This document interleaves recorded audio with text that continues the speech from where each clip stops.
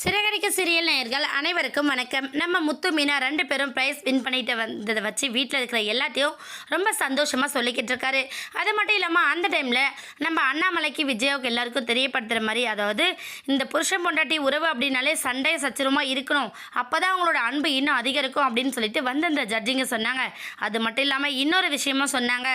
எந்த ஒரு புருஷன் பொண்டாட்டிக்குள்ளே சண்டை எதுவுமே இல்லாமல் சமாதானத்தோட மட்டுமே இருக்கிறாங்க அப்படின்னா அவங்களோட வாழ்க்கையில் நிச்சயமாக ஏதாச்சும் ஒரு ரகசியம் மறைச்சி இருக்கும், அதனால தான் அந்த மாதிரி இருக்குது அப்படிங்கிற விஷயத்த சொன்னாங்கன்னு சொல்கிறாங்க. இதனால நம்ம விஜயாவுக்கு ரொம்ப சந்தேகப்பட்டு நம்ம ரோகிணிக்கிட்டையும் மனோஜ்கிட்டையும் இதை பற்றி கேட்குறாங்க. உடனே அவங்க 2 பேரும் வந்திருந்த ஜட்ஜே சரியில்லை அப்படிங்கிற மாதிரி சொல்லிட்டு சமாளிச்சுட்டு போயிடுறாங்க.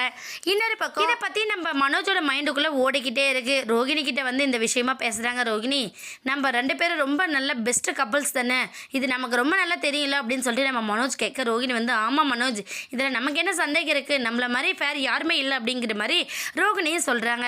உடனே நம்ம மனோஜ் என்ன பண்ணானா, இல்லை ரோகிணி, நான் ஒன்று சொல்கிறேன், நீ தப்பாக எடுத்துக்காத. ஏன்னா வந்து ஏற்கனவே ஜீவாவோட லிவிங்கில் இருந்த உண்மையெல்லாம் தெரிஞ்சு நீ என்னை கல்யாணம் பண்ணிக்கிட்ட, சின்ன சின்ன தப்புகள் எல்லாம் தாண்டி நீ எனக்கு எப்போவுமே சப்போர்ட்டிவாக தான் இருந்திருக்க, ஆனால் நான் உங்ககிட்ட எதுவுமே மறைச்சதில்லை அப்படின்னு சொல்லிட்டு நம்ம மனோஜ் சொல்கிறாரு. உடனே ரோகிணி என்ன பண்ணுறாங்கன்னா, என்ன மனோஜ், அப்போ நான் உங்ககிட்ட ஏதாச்சும் மறைக்கிறேன்னா நீங்கள் என்கிட்ட கேட்குறீங்களா அப்படின்னு சொல்லிட்டு நம்ம ரோகிணி கேட்க, உடனே மனோஜ் வந்து ரோகிணி, நான் அப்படி கேட்குறேனே, நீ தப்பாக எடுத்துக்கத, இல்லை அவங்க சொன்னதுனால நான் இப்படி ஒரு கொஸ்டின் கேட்குறேன் அப்படின்னு சொல்லிட்டு நம்ம மனோஜ் சொல்கிறாங்க.